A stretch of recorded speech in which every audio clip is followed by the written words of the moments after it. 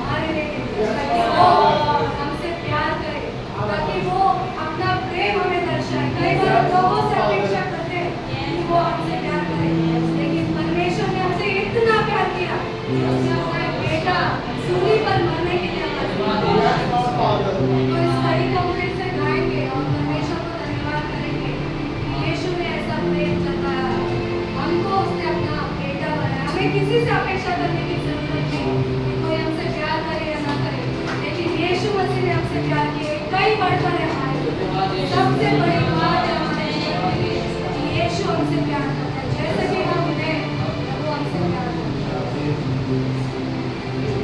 यीशु ने ऐसा प्रेम, धन्यवाद करें उस परमेश्वर को। अपना बेटा बनाया, यीशु ने ऐसा प्रेम बताया मुझको। अपना बेटा बनाया, अपना लहू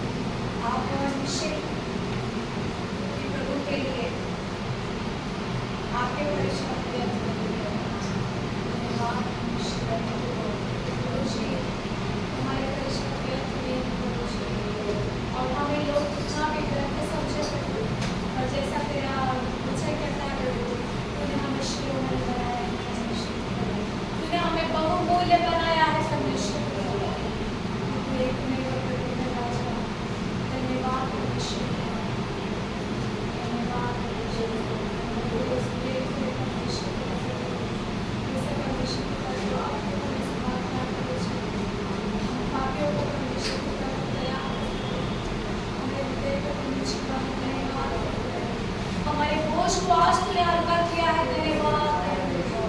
आज तूने हमें एक नया सामर्थ दिया है, धन्यवाद। तूने हमें परमेश्वर पिता फिर से एक नया रास्ता, एक नए प्रेम का एक मार्ग दिया है, प्रभु धन्यवाद। धन्यवाद परमेश्वर पिता। हम व्यर्थ नहीं हैं परमेश्वर, तूने हमें व्यर्थ नहीं बनाया परमेश्वर। धन्यवाद परमेश्वर, धन्यवाद। आपका सारा समय प्रभु हम आपको देते हैं परमेश्वर। आदर महिमा हम तुझे देते हैं राजा। यीशु मसीह के नाम से मांगते हैं खुदा।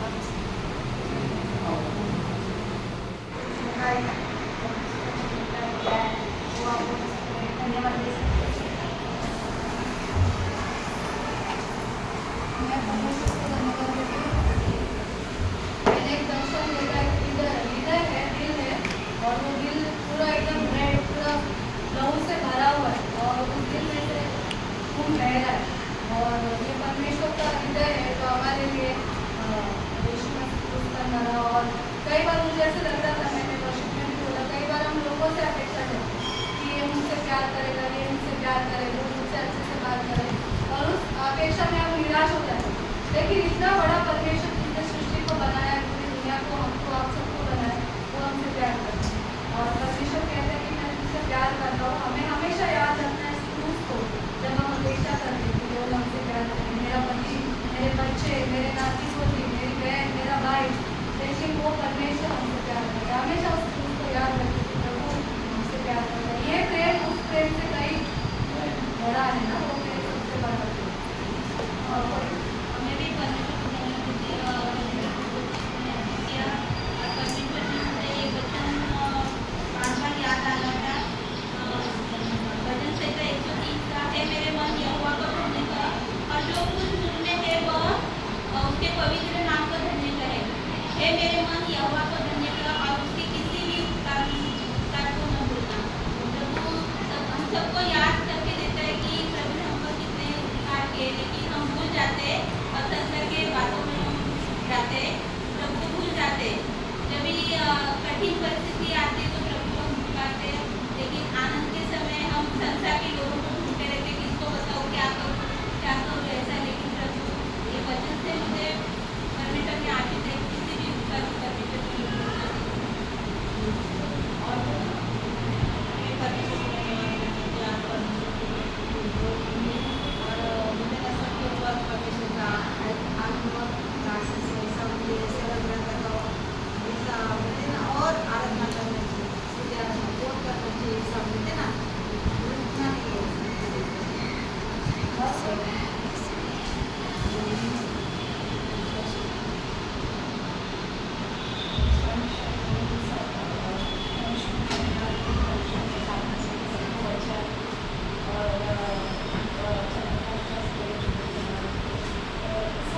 परमेश्वर ने इसके साथ कार्य किया है।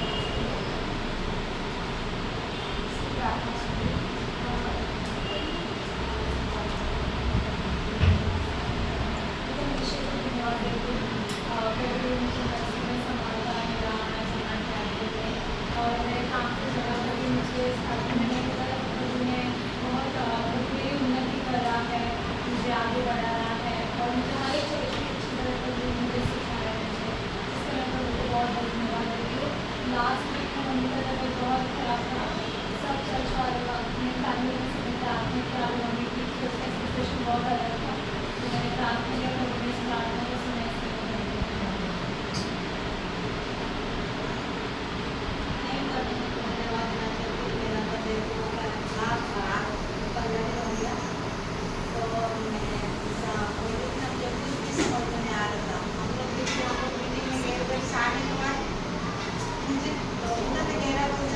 चालू हो गया था, ऐसा एकदम होते मेरा शरीर काँप रहा था, और इसलिए मैं को मुझे कैसे करो, इसलिए मुझे डर मत, मुझे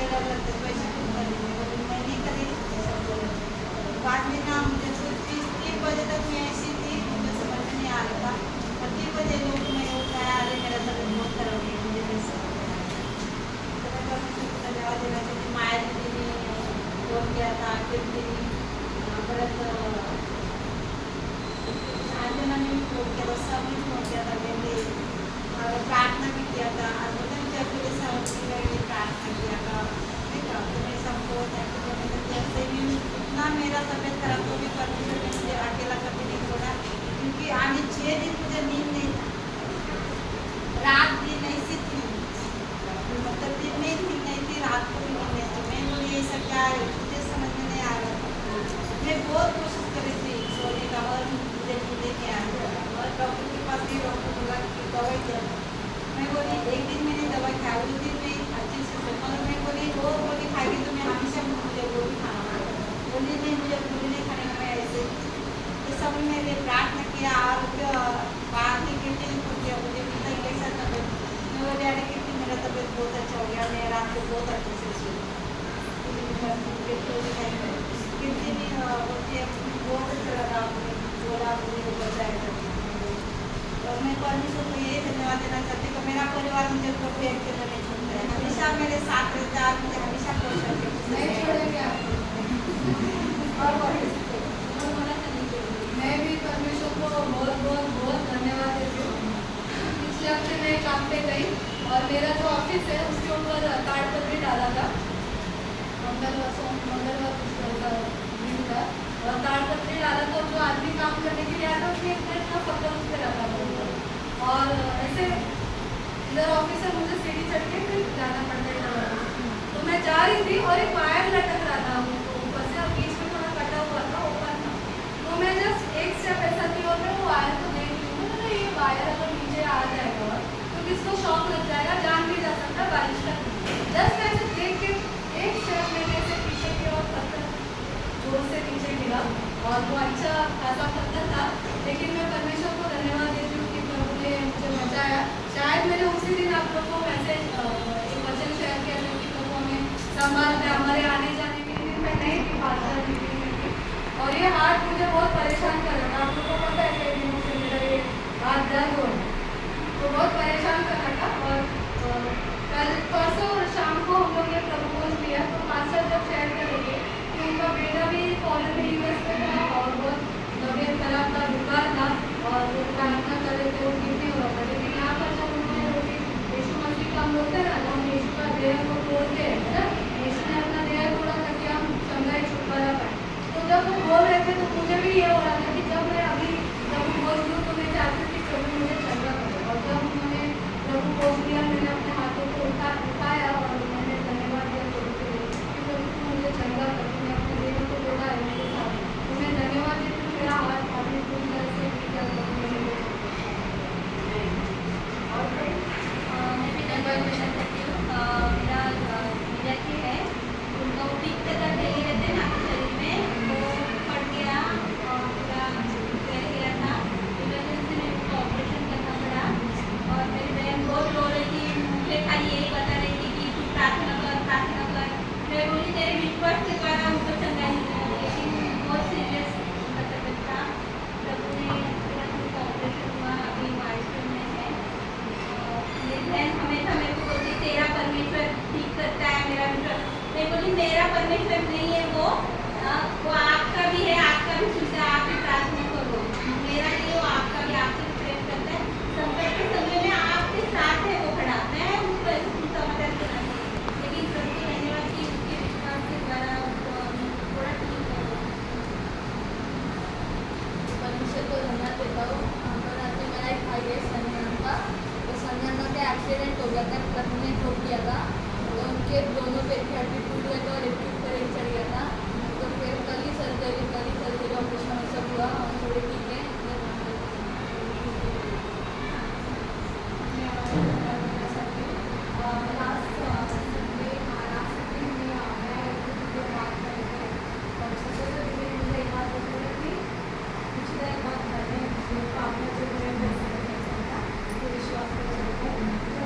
उस वर्ड से इस लाइन से मुझे इतना ज़्यादा सपोर्ट मिला, मुझे अभी करने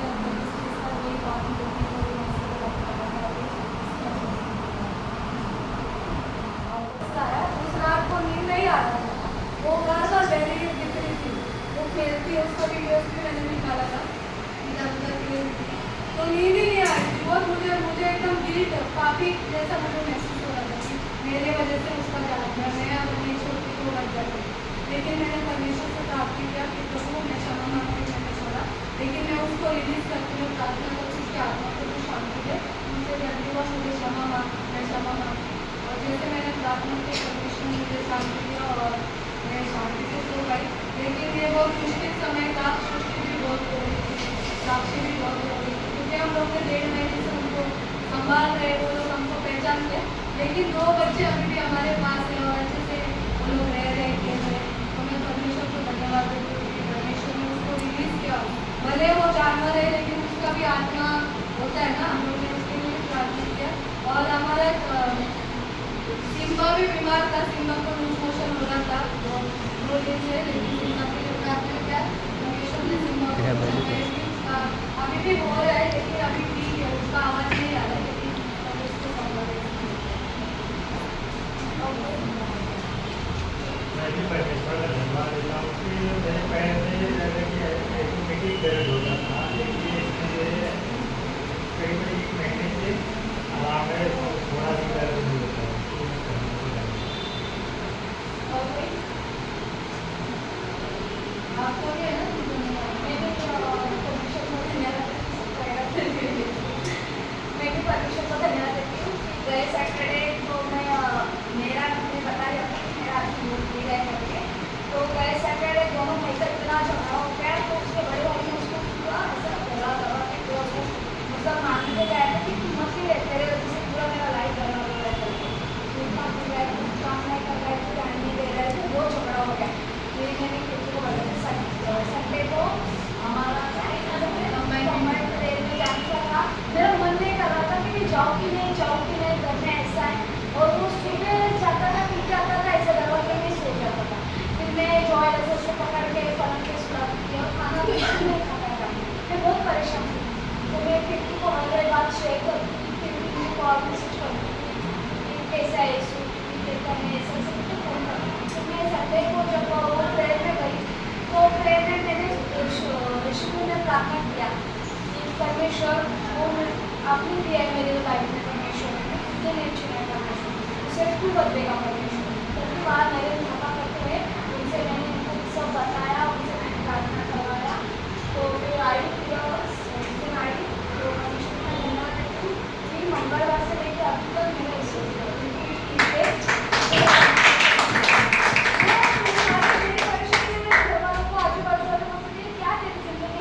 बार-बार यही चल रहा है, बेचारी बोल रहे थे। लेकिन मैं रोती थी, लेकिन कुत्ती ने मुझे बताया, मैंने बोला इससे कुछ नहीं होगा, परमेश्वर से प्रार्थना कर, परमेश्वर तेरी सुनेगा, कोई नहीं सुनेगा।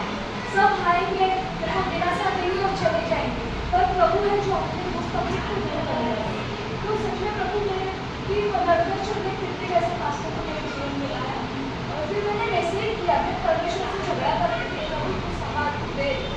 और मेरे बच्चे भी बड़े होते थे, मेरे बच्चों को बाहर ही नहीं जाने देते, तो मेरे बच्चों को मारता था कि जाने के मुझे बाहर। और खाना बिल्कुल नहीं खाता था, खाना बोलो तो 6 दिन उसके पेट में खाना ही नहीं था, उसको दारू बोलो ये चला जाएगा ऐसे। फिर मैं मेरे बच्चे आ गए और यही जगह में उसका भाई अलग होना चाहता था, मैं बहुत परेशान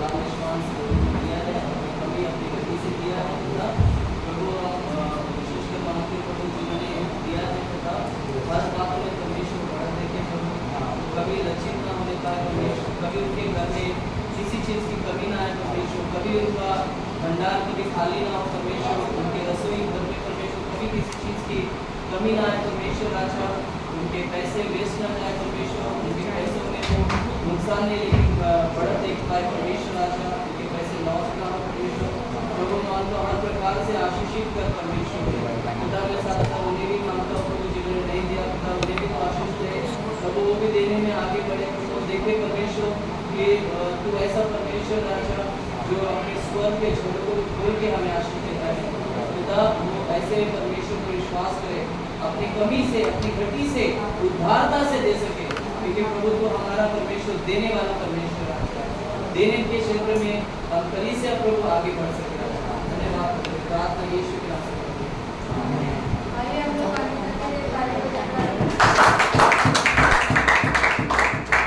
खड़े रहना और दवाई देना और अपने इमोशंस को रोकना बहुत मुश्किल है ना, हमारा जो इमोशन है वो अपना बाहर आ जाता है और बहुत मुश्किल है उसके बाद भी कंटिन्यू करना, तो इसलिए मैं उससे थोड़ा तो धन्यवाद देंगे। और एक धन्यवाद बहुत बड़ा धन्यवाद है कि पिछले हफ्ते मुझे गाड़ी अंकल का कॉल आया था कि स्कूल का प्रिंसिपल ने बुलाया है, शायद कुछ कंप्लेंट किया है, तो मेरे को तो टाइम नहीं था पिछले सैटरडे को, लेकिन मैंने बोला कि क्या करूँ, तो 2-3 दिन को कॉल किया लेकिन वो बिजी थे जॉब पर थे, मैंने बोला तो नहीं था, मुझे डर लग रहा था शायद हमारा मीटिंग और हमारा कैंसिल हो जाएगा, मैंने जैसे पहले बोला था बहुत सारा आवाज़ आजू बाजू में हो रहा है, लेकिन मैं प्रार्थना करके गई और परमेश्वर को बोला प्रभु आपको हमारी ज़रूरत पता है, आप हमारी ज़रूरत को पूरा कीजिए, तो और कोई तो आया नहीं पास्टर, मैं और गार्डन में ही थे और मैं प्रार्थना पूर्वक उस प्रिंसिपल के हम लोग रूम में गए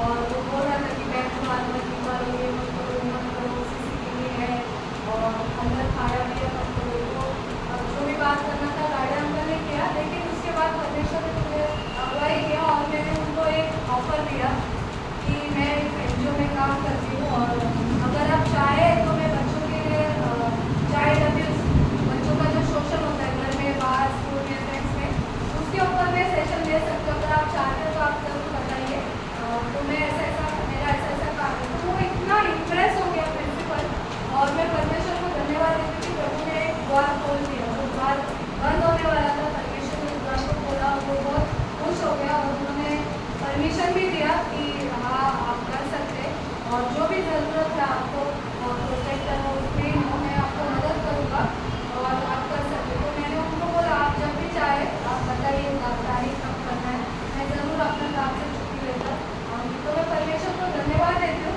जैसे मूसा ने बोला था ना मेरा ज़बान क्या जीव मेरा जड़ है, मैं क्या बोलूँ मुझे कुछ समझ भी नहीं आता, तो कई बार परमेश्वर हमें शब्द देता है कि हमें क्या बोलना है क्या नहीं बोलना, और वही करना, तो हमारी मीटिंग यही पर होगी परमेश्वर के नाम पर, थोड़ा ख्याल रखना है, साफ सुथरा रखना है और यहाँ पर अंदर आ नहीं सकते कुछ हम लोग, ये एक बात है। कुछ सूचनाएँ हैं, तो सबसे पहले सूचना है बाइबल क्विज, 15 सितंबर को हमारा बाइबल क्विज होगा, मैं हर संडे याद दिलाती हूँ, अभी तक रजिस्ट्रेशन किसी का नहीं आया ना श्रद्धा, ठीक है, तो अगस्त 12 तक लास्ट है हमारा रजिस्ट्रेशन करना, उसके पहले अगर आप नाम देना चाहते हैं तो आज पूजा में ये तो श्रद्धा है, श्रद्धा के पास दे सकते हैं और मात्र 50 रुपये इसकी फीस है, फीस की और बुक है पहला तिमोथी, दूसरा तिमोथी और टिटू 30 किताब से हमारा क्विज होगा और सभी लोग भाग लें, बहुत मज़ा आता है, ये कंपटीशन नहीं है ना, ये कंपटीशन है, हम लोग बहुत मज़ा करते हैं ये क्विज में, और जब हमारा पेपर हो जाता है तो हम लोग एक दूसरे से बात करते हैं कैसा गया, पिछले बार राजा फर्स्ट आया था ना और पूजा सेकंड, लास्ट ईयर पूजा शायद पूजा श्रद्धा सेकंड, माया आंटी होते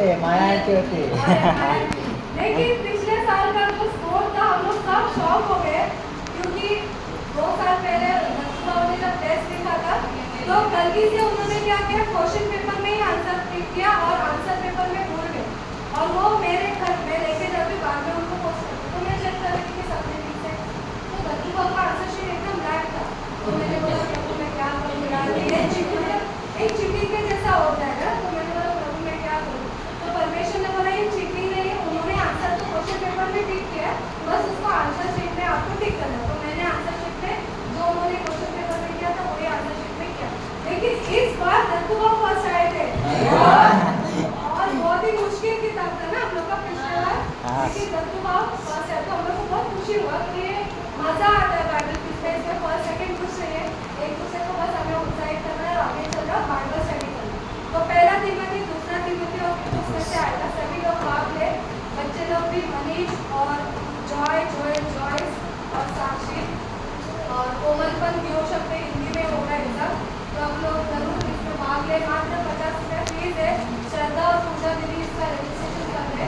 अगर आप कैश देना चाहते हैं कैश दे सकते हैं या फिर गूगल पे, लेकिन पहले रजिस्ट्रेशन कर लीजिए कि आपको लेना है। दूसरा सूचना है LSM लीडर्स का हमारा कैंप है, रिट्रीट है, अक्टूबर एंडिंग में है और अक्टूबर मुझे लगता है 30 से शुरू होगा, 2 नवंबर तक 4 दिन का है, 30, 31, 1, 2 और जगह हम आपको बताएंगे। उसका फीस मात्र में होगी 2 से 2,500 ग्रीन पैराडाइज अच्छा विरार में है, जहाँ पर हमारा फैमिली कैंप हुआ था, यूथ कैंप हुआ था, वो जगह बहुत सारे लोगों को पसंद आया था, तो उधर ही होगा और 2 से 2,500 उसका फीस है। तो जरूर आप अभी से जमा कर दीजिए श्रद्धा या पूजा के पास थोड़ा थोड़ा, ताकि आपको आगे लोड ना हो। और एक सूचना, बहुत बड़ी सूचना है, मुझे कल ही पता चला, रेन ट्रैकिंग है ना, रेन ट्रैकिंग के लिए हम लोग इंतजार करते हैं ना, बहुत इंतजार करते हैं। तो अगले महीने आना है, जो लोग पिछले बार नहीं आए थे वो जरूर आए, उधर ही जाएंगे हम लोग जहाँ पर गए थे बिलपुरी, और बहुत अच्छा जगह है, ज़्यादा आपको चलने का जरूरत नहीं है, नज़दीक ही है, स्टेशन से हम ऑटो ले सकते हैं और रिस्क नहीं है वहाँ पर, ऐसे तालाब में जैसे पानी आता है उधर ही हम खेलते हैं। तो 23 अगस्त को हम जाने वाले हैं, ठीक है, 23 अगस्त 25 अगस्त को जाने वाले हैं। अच्छा 25 संडे है क्या? ठीक है, लास्ट संडे है, 25 अगस्त को हम जाने वाले। कृपया कोई बहाना नहीं मारे, जो भी बहाना मारेगा उसके लिए मैं खड़ी हूँ यहाँ पर उसको लेके जाने के लिए। तो जरूर आए, आनंद ले, संगति होता है।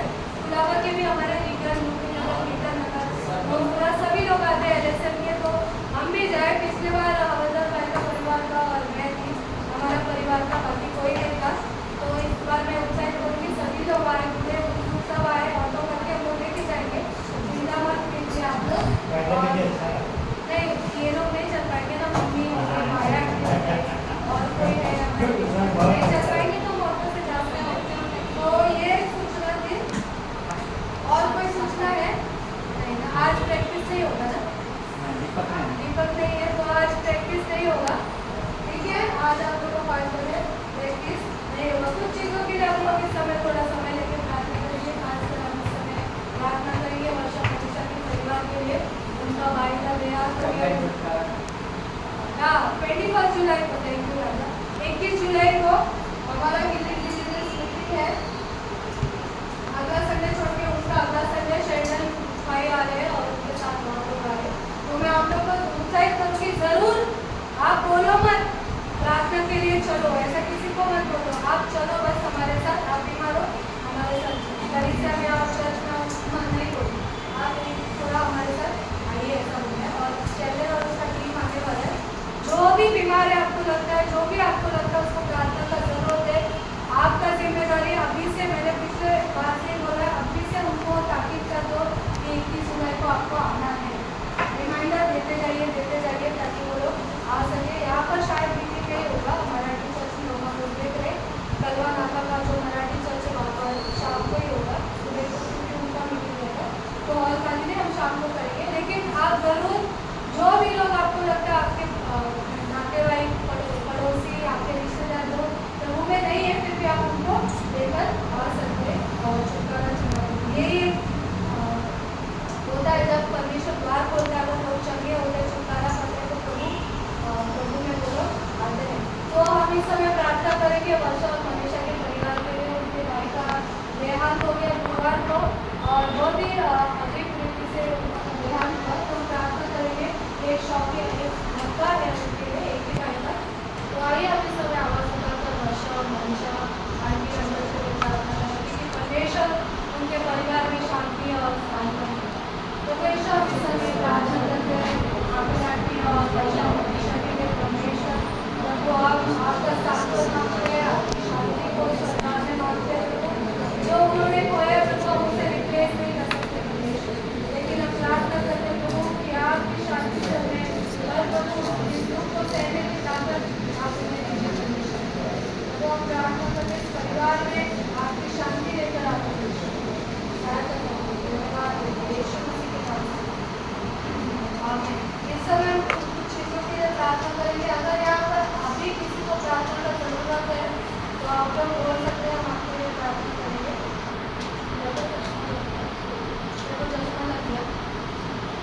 आपके सर के लिए एक और कोई है जिसको प्रार्थना का जरूरत है, आप अपनी प्रार्थना कर सकते हैं।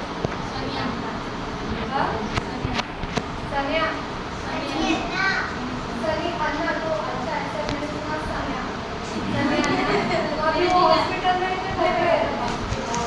उसका जो गोल का मामला बनेगा एक्टिव एक्सीडेंट होगा ये रेल का हो गया ना उसमें से कोई दौड़ डाला है और ये सब खाना होता है तो मारे जाने का होगा उसके लिए तो वो लोग मतलब कोशिश कर रहे हैं लोगों से और फिर उसके लिए और भी वो देखता है सी आर मैंने कुछ देखा नहीं तो उसके लिए प्रार्थना मैंने जिले हमारे जो में इसके लिए जो लगे हुए हैं वो उनको क्या हुआ है?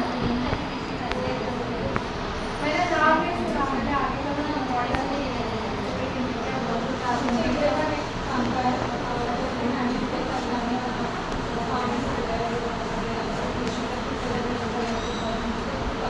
तो हम लोग प्रार्थना करेंगे अलका ना, अलका के लिए भी जो थ्रोट का कैंसर है, थ्रोट का कैंसर है, परमेश्वर उसे अभी ठीक है, परमेश्वर उसे पूरी तरह से चंगाई में माया के लिए उनके हाथ में जला है, उनके जीवन के लिए जो हॉस्पिटल में एडमिट है, उनसे तक यहाँ पे कोई अंकल है जिनको भी सेम प्रॉब्लम है, जिनके शरीर में चोट हुआ है ना, चोट हुआ है ना, उसके लिए अंशुताई के लिए प्रार्थना करेंगे, उनके सर में दर्द है अभी भी, उसके लिए अनीता का जो अंकल जो भी कज़न है उसके लिए पूरी तरह से ठीक हो जाए, सनी के लिए परमेश्वर उसे चंगाई दे,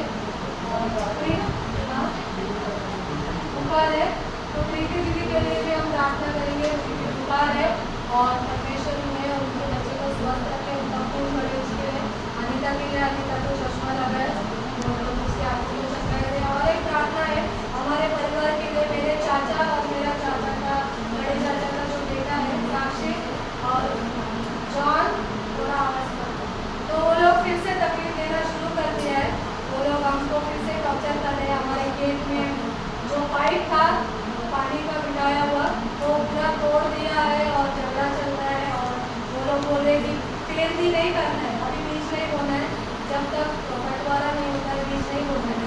तो ये एक टेंशन का बात है क्योंकि बार बार वो लोग हमको बुलाते हैं और कुछ नहीं करते, तो हमको यहाँ से जाना पड़ता है, आई को भी ट्रैवलिंग मुश्किल हो जाता है। तो प्रार्थना करें परमेश्वर उनके हृदय को बदले, परमेश्वर का न्याय आए और उनका मुंह बंद हो जाए और वो लोग सताए नहीं। तो आइए हम सब एक साथ मिलकर सारी बातों के लिए प्रार्थना करें। परमेश्वर पिता इस समय के नाम से परमेश्वर हम बुखार को यीशु के नाम से डांटते हैं, परमेश्वर इसी समय चंगाई मिले, परमेश्वर का पूरी तरह से बुखार दूर हो जाए, उनके शरीर में जो भी खून कमी है यीशु के नाम से दूर कर, अच्छे से खून बढ़े, माँ और बच्चा स्वस्थ रहे, उन्हें अच्छा सेहत से आशीषित करके अपनी चंगाई को कोशिश करें। प्रार्थना करते प्रभु इस समय विजुताई के लिए परमेश्वर उनके सर में दर्द है, यीशु मसीह के नाम से चंगाई कोशिश करें, हर एक सर दर्द यीशु के नाम से दूर हो जाए, दूर हो जाए, परमेश्वर आपकी चंगाई दीजिए यीशु के नाम से। अभी तक की जो नाम से उसके आंखों को चंगा कर ठीक से देख सके, जो भी चश्मा का नंबर लगा है यीशु मसीह के नाम से कैंसल करके परमेश्वर आपकी दृष्टि को परमेश्वर दृष्टि करके अच्छा नजर अच्छी दृष्टि हो प्रार्थना करते माया जी के लिए उनके हाथ में चला चंगाई दे पूरी तरह से वो जख्म ठीक हो जाए। प्रार्थना करते इस समय सभी के लिए परमेश्वर आपके पुनरुत्थान के सामर्थ्य मांगते परमेश्वर पूरी तरह से ठीक हो जाए, चंगा हो जाए परमेश्वर। प्रभु प्रार्थना करते हैं माया जी के पिताजी के लिए परमेश्वर जो आईसीयू में एडमिट है, परमेश्वर आपकी चंगाई घोषित करते हैं, चंगाई घोषित करते हैं, उन्हें स्वस्थ करें। के जो अंकल है प्रभु उन्हें भी तू चंगा कर, आपकी चंगाई आपका सामर्थ्य द्वारा अंकल के लिए मांगते हैं प्रभु, जो जिसे थ्रोट कैंसर हुआ प्रभु, कोई बीमारी आपके लिए बड़ी नहीं है, हम उस कैंसर की बीमारी को यीशु के नाम से काटते हैं, चंगाई हो जाए, पूरी तरह से चंगाई हो जाए। और हम प्रार्थना करते प्रभु मेरे चाचा और साक्षी के लिए परमेश्वर उसके मुंह को बंद कर आपका न्याय उनके जीवन में आए, प्रभु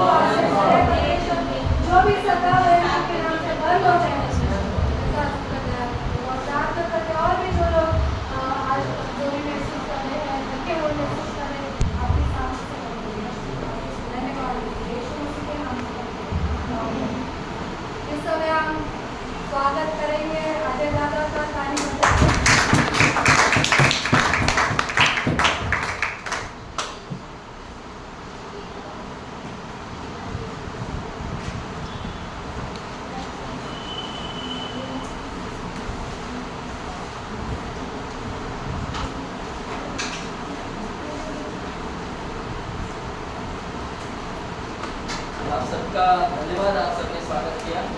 विश्वास करते हैं आप सब सही है, खुशहाल है।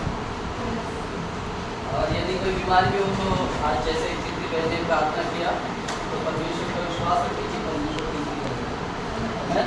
ये सिर्फ प्रार्थना करना उचित नहीं है, लेकिन विश्वास करना बहुत इम्पोर्टेंट है। यदि प्रार्थना के साथ विश्वास नहीं हुआ तो फिर वो प्रार्थना व्यर्थ होती है, कोई फायदा नहीं हो प्रार्थना में। ठीक है, तो विश्वास करें कि परमेश्वर जरूर आपको बदला करेगा। ठीक है, तो जब मैं आराधना कर रहा था उस दौरान मैंने एक दर्शन देखा इस कलीसिया के लिए। पूरी कलीसिया के लिए मैंने देखा कि एक जैसे कि एक पोटली होती है, मतलब डायमंड की पोटली होती है ना, उस तरह का एक मैंने पोटली देखा और उसमें बहुत अलग अलग प्रकार के डायमंड थे। और किसी पे गोल्ड उसके ऊपर शाइन है, किसी के ऊपर प्योर डायमंड जैसा है, कोई ब्लैक डायमंड है। तो अलग अलग प्रकार के डायमंड देखे मैंने, तो मुझे ऐसा फील हो रहा था कि परमेश्वर बताना चाह रहा था एक उस दौरान कि परमेश्वर ने ये कलीसिया एक पोटली जैसी है और परमेश्वर ने पोटली में बहुत सारे डायमंड रखे। अब आने वाले दिनों में बहुत सारे अलग अलग चीज़ें होते हुए, बड़ी बड़ी चीज़ें होती हुई इस कलीसिया में देखी। और बहुत कीमती लोग हैं जो भी इस कलीसिया के सदस्य हैं, बहुत विशेष है, आप सब विशेष है। ठीक है, तो आप कोई ऐसे ही नहीं है, लेकिन परमेश्वर ने इस व्यक्ति में आपको रखा है, पोटली के अंदर आपको रखा है, कलीसिया के अंदर आपको रखा है, एक अलवा चर्च आपको दिया है। ठीक है, तो आप विशेष है। परमेश्वर में विश्वास रखें कि परमेश्वर जो आपके जीवन में कर रहा है वो बेहतर होगा। ठीक है, आइए हम लोग वचन में जाएंगे। और बहुत बार मैं आता हूँ तो बहुत सारी शिक्षाओं को जो उत्साहित करती है हमें, आज भी उत्साहित की रहेगी। लेकिन फिलहाल मैं विश्वास करता हूँ कि परमेश्वर ये कलीसिया को और स्ट्रॉन्ग बनाना चाहता है कुछ चीज़ों में। तो वो चीज़ें जो परमेश्वर ने मेरे मन में डाली थी, वो चीज़ें मैं आज आप सबसे शेयर करने आया हूँ। तो वचन में जाने से पहले यहाँ पर 4 वर्ग करके है, आप देख सकते हैं, है ना, वर्ग है। यदि ये किसी को चाहिए तो मुझे कुछ सवाल का जवाब देना होगा। ठीक है, तो उसके लिए समय मिलेगा आपको, समय के अनुसार आपको, समय के अंदर आपको बताना होगा। तो कुछ मैं सवाल पूछूंगा। पहली बात, पहला सवाल है और उसके लिए 30 सेकेंड है। पहला सवाल ये है, नदी सुनती क्यों नहीं है? 30 सेकेंड। नदी सुनती क्यों नहीं है? यस। नदी सुनती क्यों नहीं है? क्योंकि वो बहरी है।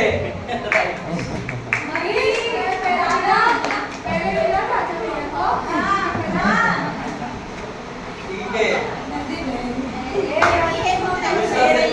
दूसरा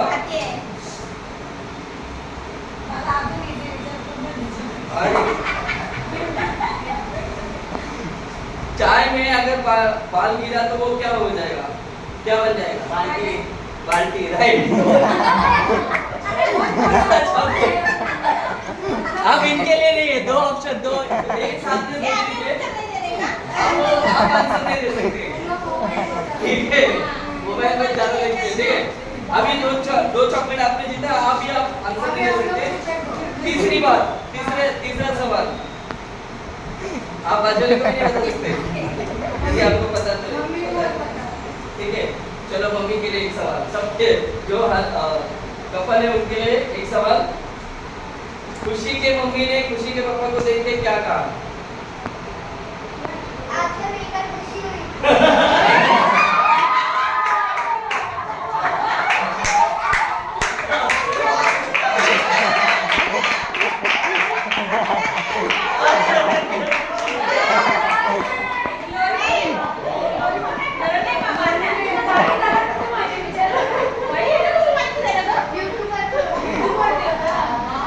ये सब सवाल आज भैया बच्चों के लिए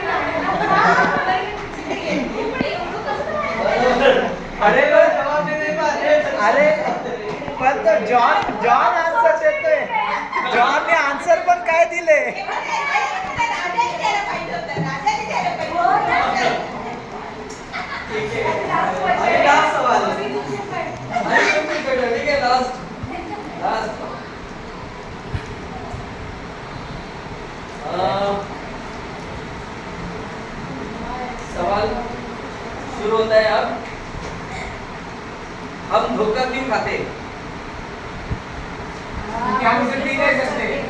विश्वास करके दूसरे को ओके ओके ओके, आपका आंसर ले सकते हैं उनका। और कोई हम धोखा क्यों खाते हैं? क्यों? क्योंकि खाना नहीं, आप धोखा पी नहीं सकते। खाना नहीं खाते, खाना खाते। ठीक है, क्योंकि हम धोखा पी नहीं सकते।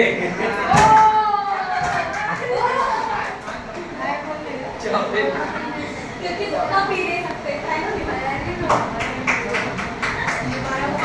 ठीक है, तो ये सब इंस्टा और इसका कमाल है। इंस्टा और इसका कमाल है कि सबसे बड़ी बात तो इसका भी खुशी के अनिता ताई, ए जॉन, तू किसका फोन ज्यादा यूज करते हैं, मम्मी का पप्पा का या हाँ? गॅलरीला बोल तुझं काय इंस्टाग्रामला काय सबस्क्राईब आहे.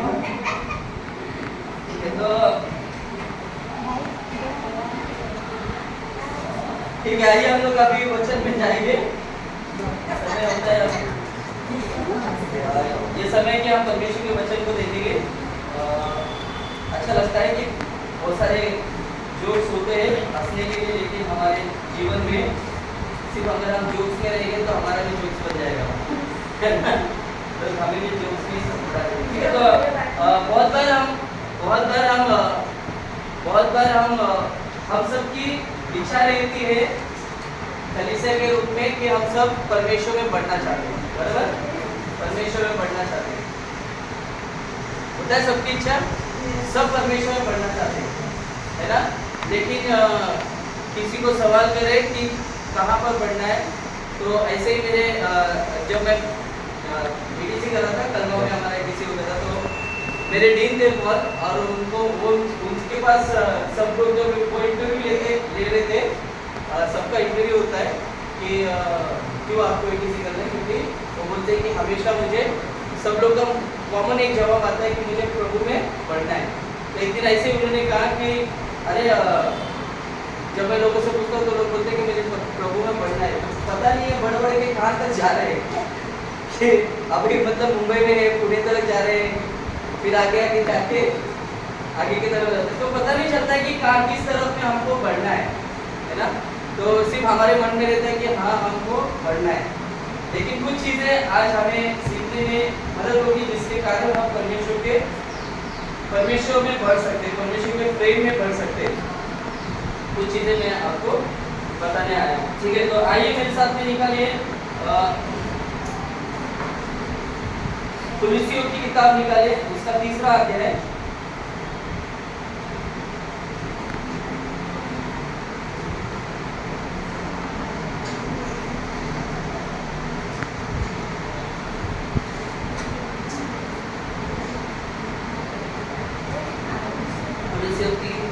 तीसरा अध्याय 12 से 14 तक पढ़ना है। वो फिर आप निकालो 1 पत्रस 14वां अध्याय जिसका 8वां वचन।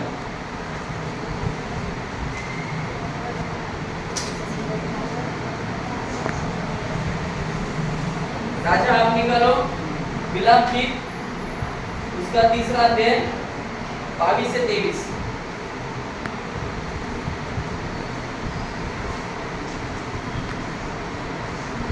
श्रद्धा या आपकी मम्मी कोई भी निकाल सकते हैं।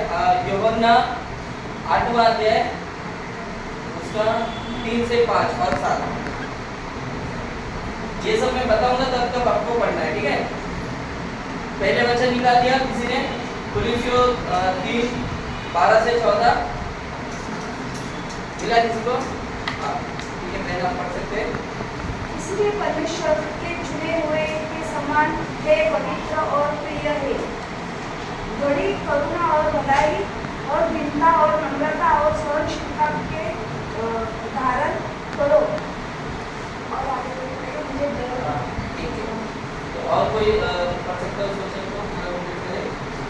और यदि किसी को किसी पर दोष देने का कोई कारण हो एक दूसरे को सह दो और एक दूसरे के अपराध क्षमा करो जैसे प्रभु ने तुम्हारे अपराध क्षमा किया वैसा ही तुम भी करो। हाँ, तो इसमें क्या लिखा है कि हमें जब हम कलीसिया में हैं तो मुस्लिम में ये बात है कि परमेश्वर का वचन कहता है कि हम एक दूसरे को सह लो, एक दूसरे की गलतियों को ढांप लो, एक दूसरे को स्वीकार लो, एक दूसरे को प्रेम से अपना लो। ठीक है, तो 1 में लिखा है और सब में से ये बात है कि एक दूसरे से अधिक प्रेम रखो क्योंकि प्रेम अनेक पापों को ढांप देता है। ठीक है, तो पहली बात जो हमें आज यदि आप परमेश्वर में पढ़ना चाहते हैं तो हमारा फोकस क्लियर होना चाहिए। और उसमें अगर पहली बात मैं बताऊं तो सबसे पहला जो यीशु मसीह ने हमें सिखाया है वो है क्षमा करना। ठीक है, तो आज पहली बात है कि क्षमा करें। क्षमा करने के द्वारा हम परमेश्वर में हम बढ़ते हैं। जब हम क्षमा करते हैं तब हमारे अंदर से तब जो परमेश्वर ने हमें चुना है उसके राज्य के लिए, तब हमें वो मदद करता है कि हम परमेश्वर में बढ़े। यदि हमारे अंदर जीवन में किसी भी प्रकार की आशंका है या किसी भी प्रकार का कोट है, किसी भी प्रकार से जलन है, नफरत है और हम सोचते हैं कि परमेश्वर में आप बढ़ते जाए, हो सकता है आपके पास टैलेंट आ जाए, हो सकता है आपके पास गुण वरदान आ जाए, लेकिन अभिषेक नहीं आएगा। अगर अभिषेक आपको चाहिए, परमेश्वर आप बढ़ना चाहते हैं तो आपको और मुझे भी, हम सबको एक दूसरे को क्षमा करना होगा। तो क्षमा करने के लिए हम देखते हैं कि बहुत सारी जगह है जहाँ पे हमें ठेस मिलती है ना। मैंने बोला कि कोई हमसे प्यार करता है, हम सोचते हैं कि कोई हमसे प्यार करे, कोई हमें सिखाए, कोई हमें हमारा साथ निभाए, है ना। क्योंकि हम अपेक्षा करते हैं किसी और से, चाहे वो कोई भी क्यों ना है, परिवार का हो, दोस्तों का हो, कलीसिया का हो, कहीं भी का क्यों ना हो, लेकिन जब हमें वो चीज़ें नहीं मिलती तो हमें उससे छीन होती है या नफरत होती है, या फिर हम उसे इग्नोर करते हैं, या फिर हम उससे दूर हो जाते हैं, है ना। क्योंकि कहीं ना कहीं हमारी जो अपेक्षा थी वो हमारे लिए पूरी नहीं हुई। या फिर कभी कभी हो सकता है कि आपने लोगों के लिए भलाई की, लोगों के लिए आपने अच्छाई करने की कोशिश की, लेकिन आपको जो रिप्लाई में मिला, जो आपको उधार में रिटर्न मिला, वो आपके लिए सही नहीं रहा होगा, है ना। तो इसलिए हमें कई बार क्षमा करना मुश्किल होता है ना। हमारे जीवन में मैंने बताया था एक बार, शायद आप लोग को बताया रहेगा कि मेरे जीवन में भी एक मेरी आंटी थी जिसको मैं जिंदगी में कभी माफ़ कर नहीं पा रहा था। और मैंने सोचा था कि क्योंकि मैं ऐसे बहुत बुरी परिस्थिति से मेरा बचपना गया था और बहुत अत्याचार उन्होंने मुझ पर जुल्म जैसे किए थे, तो मैं कभी उनको माफ़ नहीं कर पा रहा था। तो जब मैं प्रभु में बढ़ रहा था तो मुझे ये सिखाया गया था कि हम परमेश्वर में यदि बढ़ना है तो एक सवाल आया था कि क्या हम माफ़ करते हैं, है ना। तो मैंने मुश्किल था वो, क्योंकि इतना कठिन समय मैंने उनके साथ में देखा और इतने जुल्म मैंने देखे उनके साथ में, इतने सहे उनके साथ में, उनके पास रहते हुए। तो मैंने कभी नहीं सोचा कि उनको माफ़ करूँ। और ना ही मैंने अपने डैडी को माफ़ किया, क्योंकि बचपन से उन्होंने हमको छोड़ दिया। जब मुझे ज़रूरत थी एक मारपीट, तो मेरी मम्मी ऑफ हो गई और फिर मेरे पिताजी ने मुझे छोड़ दिया। और फिर जब मैं करीबन 20 साल के बाद मैंने जाना कि मेरे पिताजी जिंदा है और वो पता चला कि वो कहीं पे रहते हैं। तो मैंने सोचा था कि मैं अब उनके पास कभी नहीं जाऊँगा, मैं कभी उनसे बात नहीं करूँगा। तो लेकिन मुझे याद आया कि यीशु मसीह ने भी लोगों को माफ़ किया और फिर बहुत मुश्किल हुआ मेरे लिए कि मैं उनको माफ़ कर पाऊँ।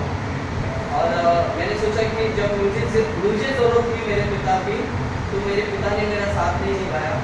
आज वो बूढ़े हैं तो मैं क्यों उनका साथ निभाऊँ, है ना। मैं क्यों, जब वो मेरे को फोन करते थे स्टार्टिंग में या मेरे घर वाले, अरे तेरे पापा इधर है, ऐसे बीमार है, ये है, वो है, बुखार आया है, तकलीफ है, तो मैं डायरेक्ट तुरंत उनको रिप्लाई करता था कि जब मुझे बुखार आया तब मुझे वो देखने आया क्या, जब मेरे पास कपड़े नहीं थे तभी उन्होंने किया क्या, ना। तो ये मुश्किल होता है हमारे जीवन में कि हम उनको माफ़ कर पाए, लेकिन धीरे धीरे प्रभु ने वो हृदय दिया कि जहाँ पे मैं उनको धीरे धीरे करके माफ़ किया।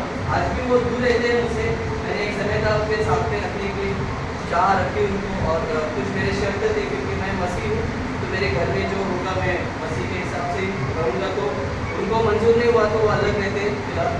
तो लेकिन कहीं ना कहीं हम अपने जीवन में देखते हैं कि माफ़ करना बहुत मुश्किल होता है। हो सकता है आपके जीवन में भी कोई ऐसा पिता हो सकता है आपके जीवन में कोई ऐसा दोस्त हो सकता है आपके घर में कोई ऐसा व्यक्ति हो जिसको आप माफ़ नहीं कर, हो सकता है आपके रिश्ते में कोई ऐसा हो जिसको आप क्षमा नहीं कर सकते। ठीक है, एक लड़की के बारे में बताते हैं कि वो लड़की जब छोटी थी, भार्गव की कहानी है, सत्य की कहानी है। जब छोटी थी उसके पापा ने उसके साथ में कुछ गलत किया और फिर वो बहुत टूटी हुई थी। उसकी माँ ने भी छोड़कर उसको किसी और के साथ शादी कर लिया और वो अपने पिता के साथ ही रह रही थी उस समय तक। तो वो हमेशा बहुत इस चीज़ से चिड़चिड़ती थी कि दुनिया में सब ऐसे ही लोग हैं, सब ऐसी ही है क्या। और फिर इस निराशा से वो किसी के द्वारा परमेश्वर के पास पहुँची और उसे मुश्किल हो रहा था कि वो भी अपने पिता को माफ़ कर पाए। तो लेकिन कहीं ना कहीं परमेश्वर का वचन ही हमारे हृदय को याद दिलाता है कि नहीं, हमें माफ़ करना है। और एक दिन उसे प्रार्थना के द्वारा पूछा गया कि क्या ऐसा कोई व्यक्ति क्या जिसे आप माफ़ करना चाहते हैं, और उसने कहा कि हाँ, मेरे पिताजी ने मुझे ऐसा किया था, मैं उनको कभी माफ़ नहीं कर सकता। तो पास्टर ने कहा कि प्लीज़ आप माफ़ कीजिए, परमेश्वर आपको उसमें से आज़ादी देगा, क्योंकि परमेश्वर ने हम सबको माफ़ किया और परमेश्वर चाहता है कि आप भी उन्हें माफ़ करें। और उन्होंने माफ़ किया, उस लड़की ने उन्हें अपने पिताजी को माफ़ किया और वो लड़की कोई और नहीं व्यक्ति है ना। तो जॉयस मेयर करके एक व्यक्ति है जो पूरे देश भर में, पूरे वर्ल्ड में उनका बहुत बड़ा मिनिस्ट्री, मतलब लाखों की संख्या में उनके पास लोग हैं और इतने बड़े मिनिस्ट्री के लिए परमेश्वर ने उनको तैयार किया। यदि हम माफ़ करते हैं किसी को तो हमारे लिए परमेश्वर वो द्वार खोलता है जहाँ पर हम सेवकाई में बढ़ सकते हैं, जहाँ पे हम परमेश्वर में बढ़ सकते हैं। कई बार हम सोचते हैं कि हम चर्च में आते रहेंगे, कई बार हम सोचते हैं कि रेगुलर आते रहेंगे तो हम ऐसे ही बढ़ जाएंगे, लेकिन ये कुछ अंदर ही चीज़ें रहती हैं। इनरली हीलिंग हमें बहुत ज़रूरी होती है। कई बार हम बाहर से बहुत अच्छे दिखते हैं, लेकिन कई बार हमारे अंदर की जो चीज़ें हैं उससे हमें छुटकारा नहीं मिलता है। तो हमें जब छुटकारा मिलता है तब परमेश्वर में हम पढ़ते हैं। ग्रामस्टेन की कहानी आप सब ने सुनी, कितने लोग ने सुना है ग्रामस्टेन का कहानी? ग्रामस्टेन का नाम सुना है आप लोगों ने? तो एक व्यक्ति थे ग्रामस्टेन करके, ये फैमिली है उनका, एक ग्रामस्टेन करके इनके ऊपर मूवी भी बनी थी। ये ऑस्ट्रेलिया में रहते थे, ऑस्ट्रेलिया से वो आए थे और वो और उनका पूरा परिवार उड़ीसा की एक जगह पे आए थे। लास्ट टू लास्ट ईयर में उड़ीसा में गया था, कंधमाल करके एक जगह है, वहाँ पर वो उसके आसपास के एरिया में वो काम करते थे। पोलियो के बीच में उनकी जो संपत्ति थी वो उन्होंने लाके पोलियो की सेवा में लगा दी और वहाँ पे वो सेवा करते थे। डॉक्टर थे वो, और डॉक्टर जो भी अपनी पढ़ाई थी वो उनके लिए उपयोग में, उनकी सेवा के लिए कर रहे थे। तो जब लोगों को पता चला कि ये जो व्यक्ति है क्रिश्चियन है, तो लोगों को होता है कि शैतान ऐसे लोगों को खड़ा करता है जो अच्छा कुछ कार्य होने लगता है, शैतान कुछ ना कुछ गड़बड़ी लेके आता है। तो इनको मारने का प्लान किया और कुछ लोगों ने पैसे दिए और पैसे देके इनके पूरे परिवार को खत्म करने के लिए काम किया। क्योंकि आज भी हम सुनते हिंदू राष्ट्र बनना चाहिए, ये है हमारे कितने संविधान को हम लोग कितना प्रार्थना कर रहे थे, लोग संविधान को चेंज करने की सोच रहे थे, लेकिन हमारी प्रार्थना ही है जिसने आज ऑपोजिशन पार्टी को इतना मजबूत करके रखा कि आज वो कर सकते हैं ना। तो ऐसे एक समय था वहाँ पर भी कि वो उनको मारना चाह रहे थे और पूरे परिवार को खत्म करना चाह रहे थे। और जहाँ पे वो सो रहे थे, एक दिन ऐसे हुआ कि वो लोग आके उनके गाड़ी, वो लोग गाड़ी में रहते थे, कार में सो रहे थे और कार में पूरा आग लगा दिए और खाने और कुल्हाड़ी से पूरा उन लोग के परिवार को मार दिया। एक छोटा लड़का था फिलिप करके और मैथ्यू करके दूसरा लड़का था, उनको वो और उनके परिवार को पूरी तरह से जला के और मार दिया। ठीक है, तो जब इनको पकड़ा गया तो इनकी वाइफ से पूछा गया, बहुत दर्दनाक कहानी ना, अगर हमारे सामने की हमारे बच्चों को कोई एक लाफा में मार दे तो हम नहीं झेल सकते ना। किसी अनजान व्यक्ति ने, कोई अपना ही मार लिया तो चलो ठीक है, लेकिन कोई अनजान व्यक्ति और उसने मार दिया तो मुश्किल होगा ना, है ना। इनके बिल्ली के बच्चे को मारा ना, है ना, बिल्ली के बच्चे को मारा तो उनको इतना तकलीफ हुआ। सोचो कि कोई इंसान अपने बच्चे को मारे कितना मुश्किल होगा, है ना। तो ये स्त्री को जब ये जिन लोगों ने मारा था उनको पकड़ा गया, इस व्यक्ति को पूछा गया जो इनकी वाइफ थी ट्रांसलेट की कि क्या सजा दिया जाए इनको। तो उन्होंने कहा कि इन्हें माफ करो, इन्हें माफ कर दो, ठीक है। तो क्योंकि परमेश्वर ने मुझे माफ किया, मैं चाहती हूँ कि इन्हें भी आप माफ कर दो, और वो फिर से ऑस्ट्रेलिया चले गए, ठीक है। तो वैसी कहानी है हमारे जीवन में। जब हम परमेश्वर में बढ़ते हैं तो हमें एक चीज़ के ऊपर बहुत फोकस करना चाहिए, क्योंकि अगर हम वचन पढ़ेंगे बिलाम की उसका 3रा अध्याय 22 से 23 तक पढ़ो। हम मिट नहीं गए, यह यहोवा की महाकरुणा का फल है, क्योंकि उसकी दया अमर है। प्रति बोल वह नहीं होती रहती है, तेरी सच्चाई महान है। तो परमेश्वर का वचन कहता है कि हम मिट नहीं गए, क्योंकि परमेश्वर की दया महान है। हम सबको दया की जरूरत है। किसे है जिसको दया नहीं चाहिए? जो पाप नहीं किया किसी ने, या गलती नहीं होती आपसे, या आपको क्षमा की जरूरत ही नहीं है कोई ऐसा? हम सबसे गलती होती है ना, चाहे आप छोटे हो, चाहे आप बूढ़े हो, चाहे बड़े हो, कोई भी उम्र में क्यों ना जीते हो, लेकिन हम सबको कहीं ना कहीं क्षमा की जरूरत है ना। तो क्यों ना हम भी उन लोगों को माफ करें जो हमारे जीवन में तकलीफें लेके आते हैं। आइए हम अपने आंखों को बंद करें इस समय, और पहले हम उन्हें माफ करें, फिर हम आगे बढ़ें। यदि आप सच में परमेश्वर की उस करुणा को अपने जीवन में देखना चाहते हैं जो लोगों के द्वारा उसने की है, जैसा परमेश्वर का वचन कहता है, हम मर नहीं गए, हम मिट नहीं गए, क्योंकि परमेश्वर की दया हर दिन हमारे लिए नई होती जाती है। आइए वैसे ही दया आप उनके ऊपर, उनका नाम ले इस समय। जब आप नाम लेके उन्हें माफ करेंगे, परमेश्वर, विश्वास करता हूँ कि परमेश्वर आज आपको छुटकारा देगा, आज़ाद करेगा। हो सकता है कोई बीमारी, तकलीफ हो, परेशानी हो, या बंधन हो, या श्राप हो, जिससे आप नहीं निकल पा रहे, और शैतान चाहता है कि आप उसी में रहें। ये समय कि आप उन्हें माफ करें, आप उनका नाम लें और दिल से माफ करें कि प्रभु सच में ये तेरी करुणा है कि मैं आज जीवित हूँ, मैं आज जिंदा हूँ, क्योंकि तेरी करुणा है, तेरी दया है परमेश्वर मुझ पे। ये मेरा काबिलियत नहीं है, मैं उन्हें माफ करती हूँ, क्या माफ करता हूँ। हमें आइए हम दूसरी बात देखें। दूसरी बात ये है,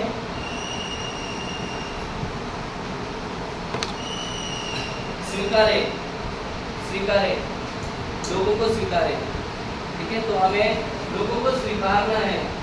हमें अपने जीवन में हम सबको स्वीकृति की जरूरत है। हम सब चाहते कि कोई हमें स्वीकारे, है ना। कितने ने कहा ना कि हम चाहते कि कोई हमसे अच्छा बात करे, कोई हमें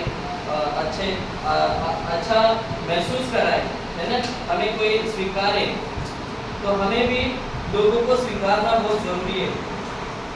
जब तक हम लोगों को स्वीकारेंगे नहीं, तो हम जो स्वीकारे गए हैं उसका प्रभाव हम अपने जीवन में नहीं देख पाएंगे। हम परमेश्वर का वचन कहता है, परमेश्वर ने एक स्त्री को कहा कि मैं यहूदियों को छोड़ और किसी के लिए नहीं आया, है ना, क्योंकि हम सब गैर यहूदी है। हम सब परमेश्वर के उस वंश से नहीं है, हम यहूदी नहीं है, लेकिन परमेश्वर ने हमको स्वीकारा है। परमेश्वर ने हम पे वो दया दिखाई, परमेश्वर ने हम पे वो तरस दिखाई कि हम भी आज उसके बेटे और बेटी बन पाए, है ना। तो परमेश्वर ने हमको स्वीकारा। यदि हमें नहीं स्वीकारा होता तो आज हो सकता है कि हमारा जीवन भी हम उसी तरह से जैसे पुराने जीवन में हम जी रहे हैं, कोई आशा नहीं, कोई उम्मीद नहीं, और संसार जैसे जी रहे वैसे हम जी रहे होते। लेकिन परमेश्वर का धन्यवाद कि एक समय आया मेरे जीवन में जब परमेश्वर ने मुझे स्वीकारा। एक समय आया होगा जब परमेश्वर ने आपको स्वीकारा, इसलिए आज आप यहाँ पर हो।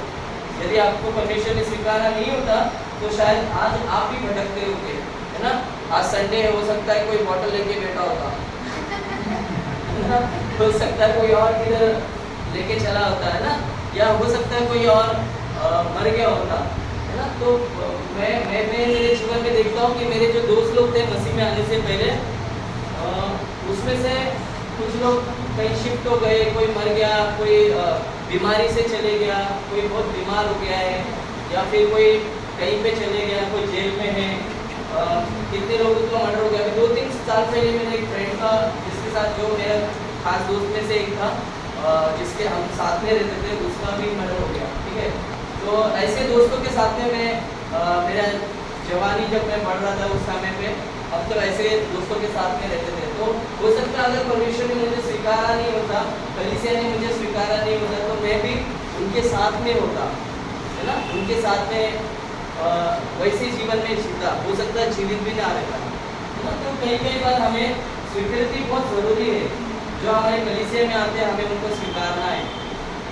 हमें कई बार हम सोचते हैं कि जो हमारे लिए हमारे लिए अच्छा करते हैं, जो हमसे अच्छा बात करते हैं, जो हमारे लिए सही रहते हैं, हम उनको ही स्वीकारेंगे, हम उनको अपने ग्रुप में रखेंगे, हम उनके साथ में बर्थडे सेलिब्रेट करेंगे, हम उनको अपने बर्थडे में बुलाएंगे, शादी में बुलाएंगे, फंक्शन में बुलाएंगे। क्यों?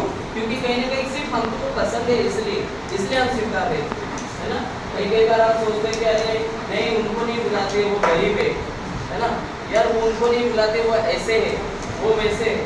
तो जब तक हम स्वीकारेंगे नहीं, तब तक उनके जीवन में बदलाव नहीं आएगा। यदि आपने स्वीकारा उन्हें, परमेश्वर जरूर आपका मान रखेगा। एक स्त्री जिसका नाम सामरी स्त्री बताते हैं बाइबल में, उसको परमेश्वर ने स्वीकारा, बराबर। जब वो घड़े से पानी भरने आई, कुएं पे पानी भरने आई, तो परमेश्वर ने उसको स्वीकारा, परमेश्वर ने उसको बेटी कहा, और वो क्या उसका प्रतिफल हुआ? पूरा गांव उद्धार पाया। पूरे सुसमाचार की किताबों में कोई ऐसी स्त्री नहीं बनी और कोई पुरुष नहीं बना जिसके द्वारा पूरे गांव में उद्धार पाया। सिर्फ ये सामरी स्त्री थी, अन्य जाति की थी, अलग जीवन में जी रही थी। जब परमेश्वर ने उसको स्वीकारा तो उसने पूरे गांव में जाकर सुसमाचार बताया और सारा गांव उद्धार पाया। एक पापी स्त्री के बारे में बताते हैं।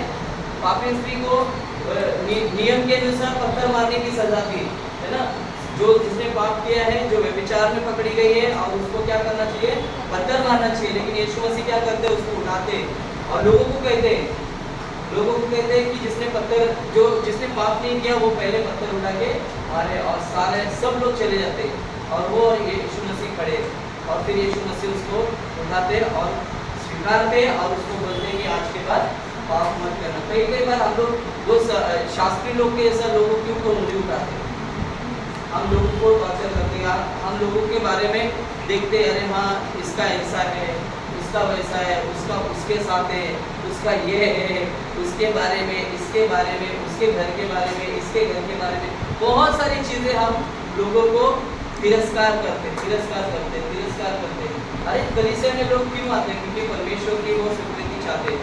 मैं और आप अगर हम नहीं स्वीकारेंगे तो वो कहाँ जाएंगे, है ना। तो जो भी हमारे पास लोग आते हैं, इवन हमारे कलीसिया के अंदर के भी लोग, हम एक दूसरे के साथ स्वीकारना चाहिए, है ना। एक भाई के जैसा, भाई बहन के जैसा हमें स्वीकारना चाहिए। ये नहीं देखना चाहिए किसी का करके हम लोग उनको स्वीकारते हैं जो लोग अच्छे पोजीशन पे काम करते हैं, हम उनको स्वीकारते हैं जो लोग अच्छा कोई टैलेंटेड हो, ठीक है, हम उनको स्वीकारते हैं।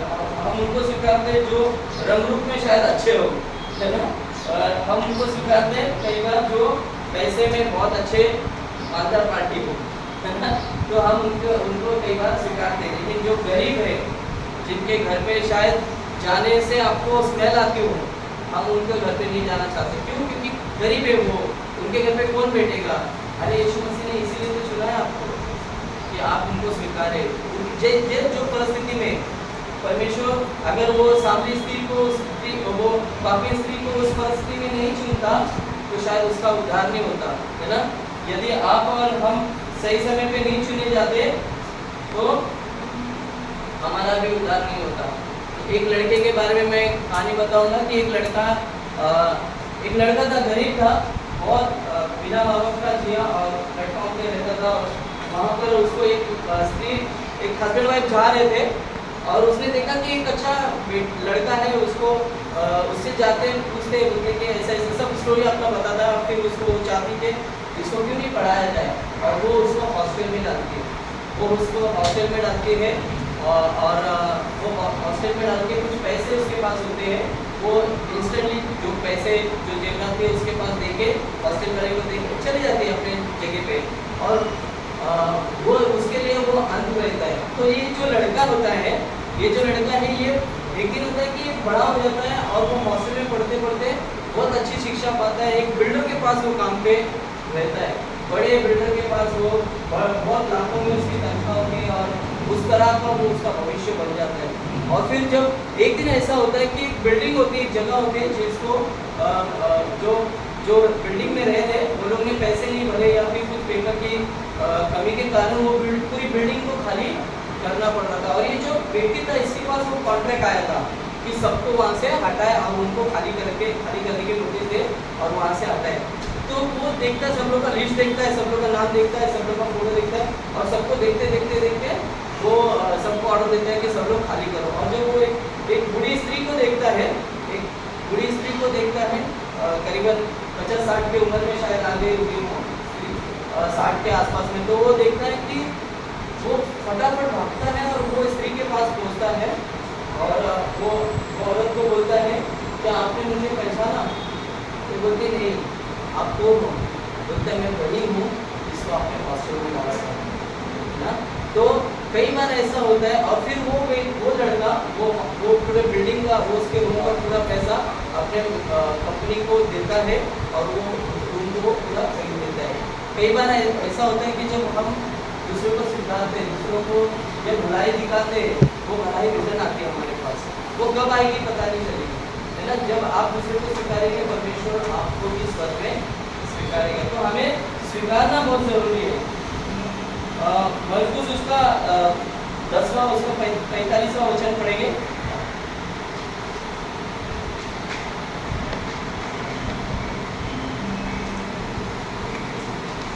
शुरुआत में मैंने बहुत सारे वचन निकालने के लिए बोला था, लेकिन हम लोग थोड़ा पास आएंगे। 10 का 45। क्योंकि मनुष्य का पुत्र इसलिए नहीं आया कि उसकी सेवा टहल की जाए, पर इसलिए आया है कि आप सेवा टहल करें और दूसरों को छुटौती के लिए अपना प्राण दें। तो परमेश्वर का वचन कहता है कि मैं इसलिए नहीं आया कि मेरी सेवा करे, क्योंकि यीशु मसीह उस समय में पूरी तरह से इंसान को धारण करके आए थे। वो परमेश्वर नहीं थे, वो 100% इंसान बन के आए, ठीक है। तो उन्होंने कहा कि जरूरी नहीं कि तुम मेरी सेवा करो, लेकिन परमेश्वर का मैं इसलिए आया कि मैं लोगों की सेवा करूं। और यही वचन उसने लोगों को और कलीसिया को दिया है कि तुम भी जाओ और लोगों की सेवा करो, बहुतों के छुड़ौती के लिए काम करो। तो तीसरी आखिरी बात सेवा करें। जब हम अपने जीवन में देखते हैं कि जब परमेश्वर हमें मौका देता है, चाहे किसी भी प्रकार का हो, छोटा बड़ा या कोई भी प्रकार का, हमें सेवा करना बहुत ज़रूरी है। यदि हम सेवा से लज्जाते हैं या हम डरते हैं या फिर हम सोचते हैं कि नहीं मेरे कपड़े खराब हो जाएंगे, मेरे पैसे चले जाएंगे, मेरा समय चले जाएगा, है ना, मेरा छुट्टी चले जाएगा। सेवा करने में बहुत सारी चीज़ें इंक्लूड होती है। ये जो मैंने कहा, किसी को माफ़ करना ये आसान नहीं है ना, किसी को स्वीकार करना आसान नहीं है, और वैसे ही सेवा करना भी आसान नहीं है। इसमें बहुत सारे त्याग है हमारे जीवन में। जैसे कि मैंने कहा कि हमारा पैसा भी जा सकता है, समय जाएगा, हमारी चीज़ें जाएगी, हमारे कपड़े गंदे हो गए, हमें समय से पहले आना होगा, है ना। कभी कभी हॉल बंद रहता है, हॉल में डस्ट रहता है या कुछ और है। कोई चर्चों में चटाई बिछा के लोग आराधना करते हैं, बैठते हैं। प्रभु का धन्यवाद कि आप लोग को इतना अच्छा हॉल मिला है ना, कि हम सब ऊपर बैठ के आराम से कर पा रहे ना। तो हमारे लिए जिम्मेदारी है, चाहे छोटी बड़ी क्यों ना सेवा हो। जैसे कि कीर्ति ने बताया कि हमें गंदा नहीं करना है, तो ये एक सेवा का एक काम मिल गया आपको। जब भी आप देखेंगे हाँ ये गंदा है, जिससे मेरी कलीसिया गंदी हो सकती है, मुझे परेशानी हो सकती है, आपका काम है कि उसको बाहर करें। यह आपका सेवा है। शायद कोई देखे ना देखे, परमेश्वर देखता है। जब हम छोटी छोटी सेवा करते हैं, परमेश्वर हमें बड़े बड़े काम को देता है, बड़ी बड़ी सेवाएं देता है। जब परमेश्वर ने दाऊद राजा के बारे में सब लोगों को कहानी मालूम है ना? दाऊद राजा एक जब वो छोटे थे, जब करीबन 16-17 साल से पहले, 12-13 साल के उम्र में वो भेड़ बकरी को चराने वाले व्यक्ति थे, ठीक है? तो वो अपने भेड़ बकरी को जब चढ़ाते थे, भेड़ को चराते थे, उस दौरान उन्होंने बड़ा एक भालू को मार गिराया। उसके बाद उन्होंने एक शेर को मार गिराया। क्यों मालूम? क्योंकि वो उनकी भेड़ को मारने आए थे, भेड़ को शिकार करने आए थे, और इसीलिए दाऊद ने क्या किया, उसको भालू को फाड़ दिया, शेर के मुंह को फाड़ दिया। और फिर परमेश्वर ने देखा कि ये जो व्यक्ति है, ये छोटे से काम, भेड़ को तो कोई भी दे सकता है, कौन जान पे खेले, भालू को कौन मारे, शेर को कौन मारे, लेकिन उसने देखा कि ये छोटी सी सेवा है, छोटी सी सेवा में इतना वो लगन से वो सेवा कर रहा है, इतने प्यार से अपने सेवा में लगा हुआ है, तो क्यों ना हुआ है उसको इस्तेमाल करो, और परमेश्वर उस इस्राएल का उसको रास्ता बना है ना? तो कहने का मतलब है कि छोटी छोटी सेवा से हम शुरुआत कर सकते हैं। एक पास्टर ने एक व्यक्ति को पूछा, चर्च में आए थे, उन्होंने कहा, कोई नया स्त्री आई थी, लड़की आई थी, वो बोल रही थी कि पास्टर मुझे आराधना करना है चर्च में, तो अगले संडे मुझे मौका दो ना, चर्च में आ रहा। फिर पास्टर ने बोला ठीक है, आप उठिए, हम आपको जरूर मौका देंगे। फिर अगले संडे फिर उसने बोला, अरे पास्टर जी अगले संडे तो आप मुझे मौका दो ना। तो बोला कि नहीं बहन, अभी आप आए हो, हम आपको देखेंगे, उसके बाद आपको जरूर देंगे। फिर तीसरे दिन ऐसा हुआ, हफ्ते के बीच में पास्टर को फ़ोन किया, पास्टर ने फ़ोन नहीं, बोला संडे को मिलेंगे। क्या पास्टर आप हमको आराधना का मौका नहीं बोलते? आप क्यों करना चाह रहे हैं आराधना? बोलते हैं परमेश्वर को, अरे तुम बाहर करो ना, यहाँ पे करो ना, है ना? कई बार कभी हम लोग आराधना करने मतलब यहाँ पर आए, आराधना करना, सेवा करना मतलब दिखने पे आए, कोई हमारी तारीफ करे, कोई हमें रिकग्नाइज करे कि हाँ हम कुछ कर रहे करके, है ना? कोई हमें हमारे लिए कुछ ना कुछ ताली बजाया जाए, है ना, कि हमें इन्होंने ऐसा काम किया करके। तो कई बार हम इन चीज़ों में, तो ऐसा नहीं कि हम सबको इन चीज़ की अपेक्षा नहीं होती, लेकिन ज़रूरी नहीं है हमारे जीवन में कि इन चीज़ों को ही ध्यान में रखते हुए हमें सेवा करना है। कई बार हमें शायद कोई तारीफ ना करे, कोई देखे नहीं देखे, लेकिन हमें परमेश्वर की सेवा करनी चाहिए। एक आखिरी उदाहरण देके मैं खत्म करूँगा कि एक बार एक लड़की थी, और वो प्रार्थना कर रही थी कि परमेश्वर मुझे ऐसा काम दे जो सैटरडे और संडे दोनों छुट्टी हो, सैटरडे और संडे छुट्टी हो, लेकिन बहुत दिन नहीं मिला उसको, बहुत समय हो गया और नहीं मिल रहा था, और बहुत प्रार्थना की, पास्टर ने प्रार्थना की बहुत,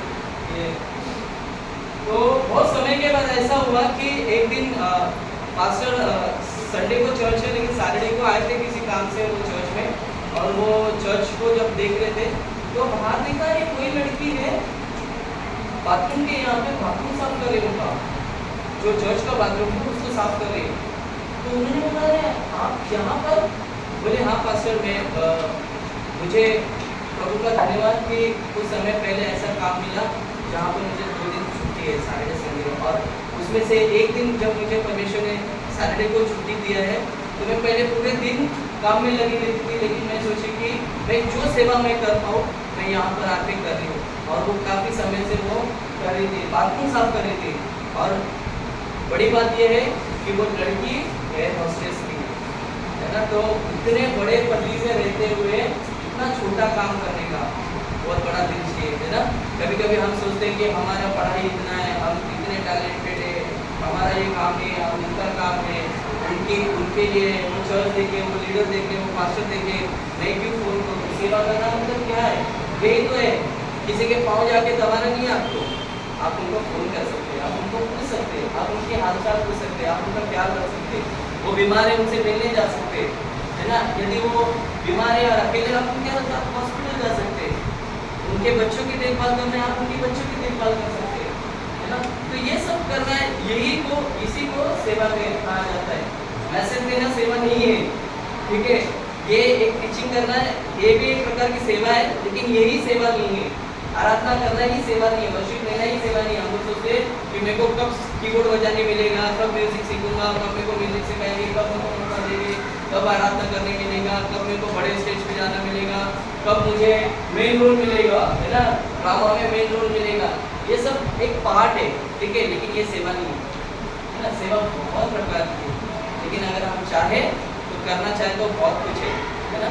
जब हम छोटी सेवा करते हैं, परमेश्वर जैसे दाऊद को छोटेपन में से चुना और एक बड़े राजा के रूप में लेके गए, है ना। तो इस तरह से हमारी जर्नी होगी, परमेश्वर में हम इस तरह से बढ़ सकते हैं, ठीक है। तो हमें अपनी चीज़ों पे घमंड नहीं करना चाहिए, लेकिन हमें जो सेवा मिला है हमें उसे करना चाहिए। आइए हम आंखें बंद करें और प्रार्थना करें।